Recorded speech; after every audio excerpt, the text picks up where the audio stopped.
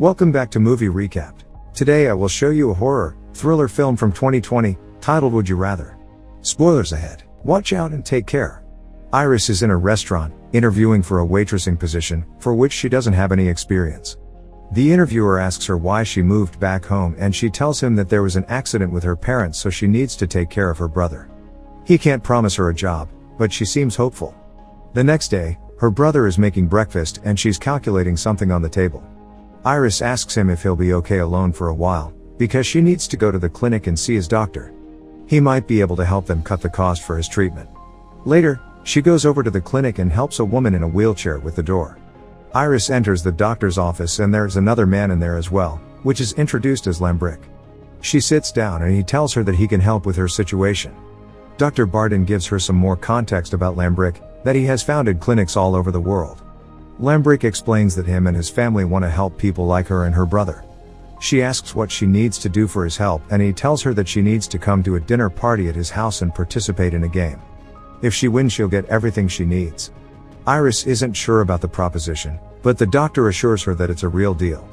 He was in a similar position to her and Lambrick helped him. Iris needs time to think it over, because what her brother needs most is a bone marrow transplant. He tells her to take by tonight to decide, but before she leaves he also says that he can find her brother a donor. That night, Iris and her brother are having dinner, when she gets a call by the job recruiter telling her that she didn't get the job. She's considering RSVPing to Lambrick, when she has a flashback to her and her brother driving home after she'd been tested to see if she would be a match to him and be his donor. She feels guilty for not being one, but her brother doesn't see it that way. Iris finds Lambrick's business card and calls. The following morning, she tells her brother that she will go out that night, but instead of telling him the truth, she says that she'll see some old friends from high school. Iris gets dressed for the dinner party and a car comes to pick her up from her house. During the drive she has another flashback of her brother asking her if she wants a life and her saying that they'll get through it.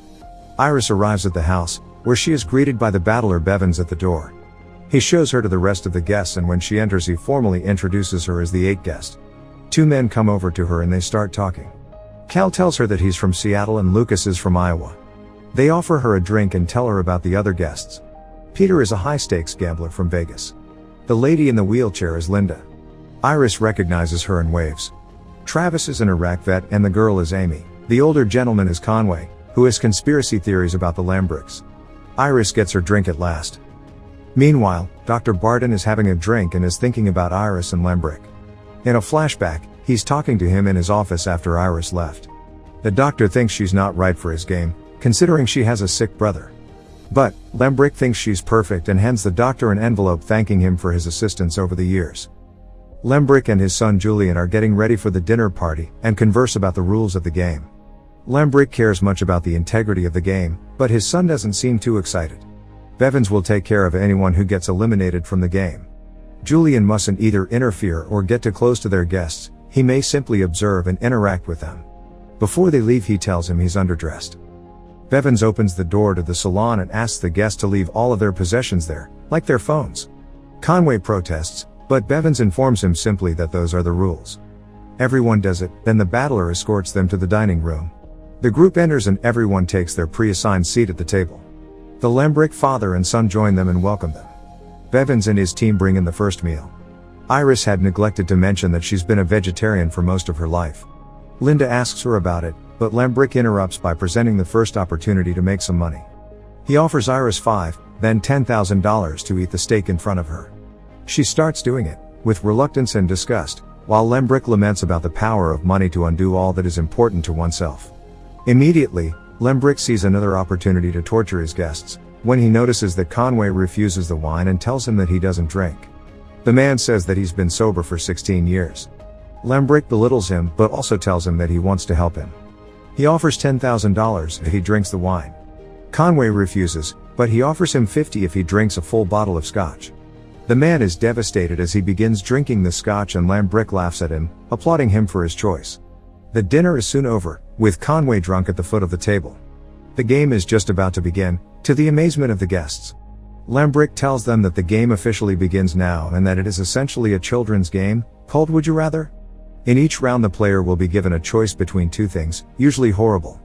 He makes an easy example out of Travis, but assures the players that the real thing would be much harder to choose from. As the game goes on and players are eliminated, the last one to remain is the winner. Lucas asks how players are eliminated and Lambrick says that if they can't continue for whatever reason they will be eliminated. Iris then asks what if someone refuses the choice. That would also mean elimination. Bevins steps in and puts a clock on the table, as Lambrick explains that the dilemmas are timed to 15 seconds, if the player doesn't make a choice they get eliminated. He then continues to tell them that the point of the game is to discover who of them deserves the Lambrick's help. Lastly, he gives them the opportunity to leave if they no longer wish to participate. Conway gets up and takes the money, but sits back down again. The game begins. Bevins brings in car batteries that he used in his time in MI6 as an interrogator. Everyone is shocked, but Conway is the one to react. He stands up and goes to leave, but when Lambrick tells him that he missed that opportunity he curses at him and goes after him, when suddenly Bevins shoots him.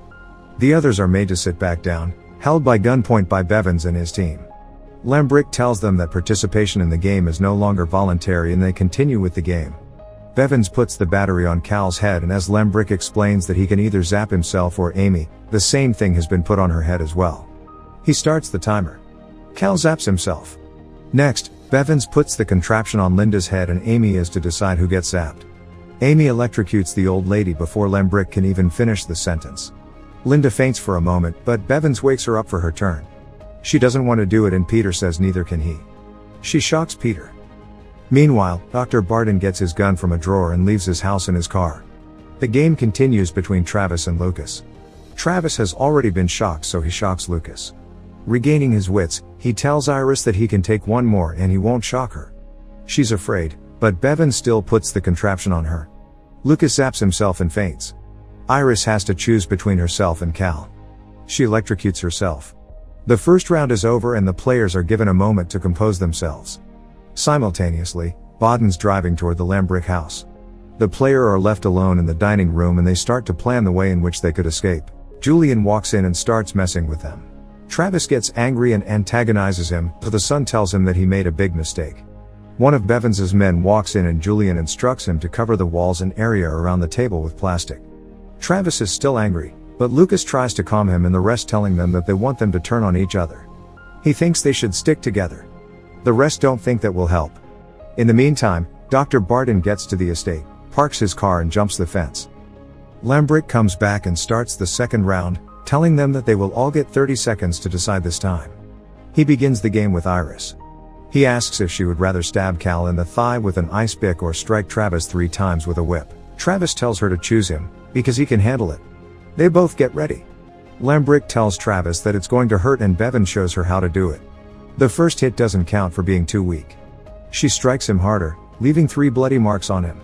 Then Lucas is given the same choice between Iris with the ice pick and whipping Travis again. The men understand each other that it should be Travis again, because stabbing someone in the thigh can be dangerous. Lucas strikes him and Julian seems to enjoy watching his pain. Lucas apologizes to him and Lambrick gives him his dilemma, to stab Lucas or be lashed 3 more times by Bevins. He can't do it and asks what he did wrong. Travis chooses the whip again. Lucas wants him to change his mind and stab him, but the Lambricks won't allow it, since it's against the rules. Bevins lashes him and destroys his back. Lucas tells Iris that he needs medical attention by this point. Meanwhile, Barton is getting closer to the house. He stops and hides when he sees a guard outside. Back at the table, it's Peter's turn and the choice is again between the ice pick and 3 more lashes for Travis. If he chooses the pick, it will have to be Linda. He doesn't want to stab a lady, but he doesn't want to hurt Travis any further. Peter says that Linda is paralyzed and won't feel a thing. He convinces her to let him do it and tells her to close her eyes. Lucas instructs him on how to do it. He stabs her and thinks he hit an artery. Lambrick moves on to Linda's decision and it's Travis again or the ice pick for Amy.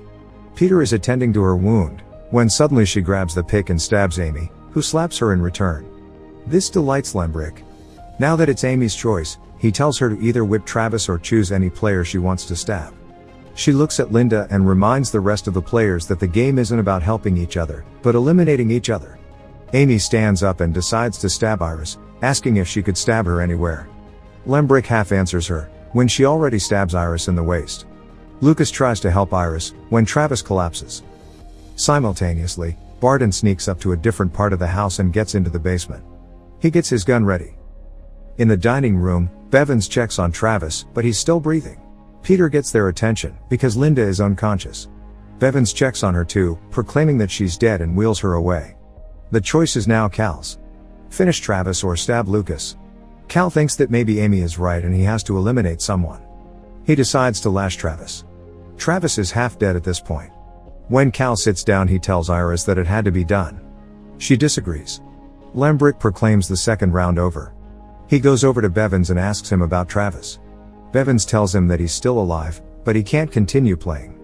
Lembrick chooses to move him out and informs the rest. He whispers something to Julian and consults quietly with Bevins. Simultaneously, Lucas asks Iris if she could run and suddenly jumps up, as Cal uses the whip to hit one of the guards. They all stand up and begin fighting with the guards, pushing Julian on the ground. He hides under the table. Amy stands aside. Lucas fights with Bevins and one of the guards grabs Iris. She stabs him with the pick and Cal lashes him. Then Cal goes over to Lembrick to whip him, but he shoots him and threatens everyone to come back to the table, including Julian. The remaining players take their seats, but Julian notices Iris is missing. Lembrick sends him and Bevins to find her. Iris escapes, but is still in the house dodging Bevins. He goes up to the second floor. In the meantime, Julian finds her and grabs her. He beats her up and wants to rape her. Both Bevins upstairs and Barton in the basement hear her screams. She stabs Julian with the pick and punches him off, when Barton appears in the basement. He tells her that he'll get her out of there, when he suddenly gets shot. Bevins has killed him. Julian tells him to shoot her too, but the battler tells him that his father will be very disappointed in him. He will take Iris back to the game, while Julian will be taken upstairs and left there. Iris comes with him peacefully. Lembrick rejoices when he sees her and asks about Julian. Bevins tells him what's happened and he goes to check on his son. Iris asks about Cal and Lucas tells her that he's dead. Amy says that they won't just let them leave and Iris agrees with her. Lembrick returns and apologizes to Iris for his son's behavior. He wants to continue with the game, but Amy is angry that Iris is still allowed to compete, considering she almost got all of them killed. Peter agrees with her. Lembrick reminds her who is in charge there. The next round begins with a barrel being rolled inside the dining room. The next round begins with a barrel being rolled inside the dining room. They have to decide between the known, the water barrel, or the unknown, the cards in the envelope, which might contain harsh punishments. Lucas asks about the barrel and Lembrick tells them that they will be held in it under the water for 2 minutes. Peter is the first to make a decision. He thinks he's figured out the game, so he starts analyzing his choices. Bevins starts the timer, as Peter continues talking. He chooses the envelope. The card inside shows a symbol. Lembrick interprets it for him as holding a firecracker in his hand. Peter is smug about his choice, thinking the punishment is small, when he is given dynamite. Lembrick tells him that he's made his choice and that he needs to move away from the table. Bevins secures the dynamite to his hand. Peter lights the fuse and the dynamite explodes in his hand. He faints, as Lembrick goes over to see the damage up close. Bevins tells him that he might be having a heart attack, but it turns out that Peter is already dead. Lucas is next. He thinks he won't make it for 2 minutes underwater, so he chooses the envelope as well. His card has an eye on it that Lembrick tells him that it means he has to slit open his eye with a razor. Lucas begs and pleads, saying he can't do it. But Lembrick gives him 30 seconds to decide if he'll cut his eye or die. Iris cries as she sees him struggle. Amy is uncomfortable too. In a moment, Lucas does it. Iris chooses the barrel, unwilling to gamble. Lembrick sets the timer and Bevins submerges her under the water. She immediately begins to struggle. Amy can't even watch. Iris has a flashback of her brother telling her about a dream in which he's drowning and she tries to save him, but can't. She begins to drown, but Bevins just holds her tighter. Her 2 minutes are up and she survives contrary to everybody's expectation. Lucas asks what was in her card. Lembrick tells Lucas to check, and when he shows him the card with a tooth, he says it was a close call. The card meant she'd have all her teeth extracted. Bevins is disappointed. Maybe next year, Lembrick says. Amy is the only one left. She chooses the envelope, because her husband drowned her child and she doesn't want the barrel. Unfortunately, her card also means barrel, only to stay under for 2 minutes longer. She goes to the barrel and Lembrick sets the timer again. Bevins holds her down and Iris can't take it. He's drowning her. Amy stops struggling and Bevins takes her out. Lembrick is disappointed this time. He had his bet on her winning the game. He tells Iris to sit across from Lucas for the last round of the game. Before the final round starts, Lembrick shares a few words. He says that this game is one of the best he's had and that he'd be truly happy if either one of them won.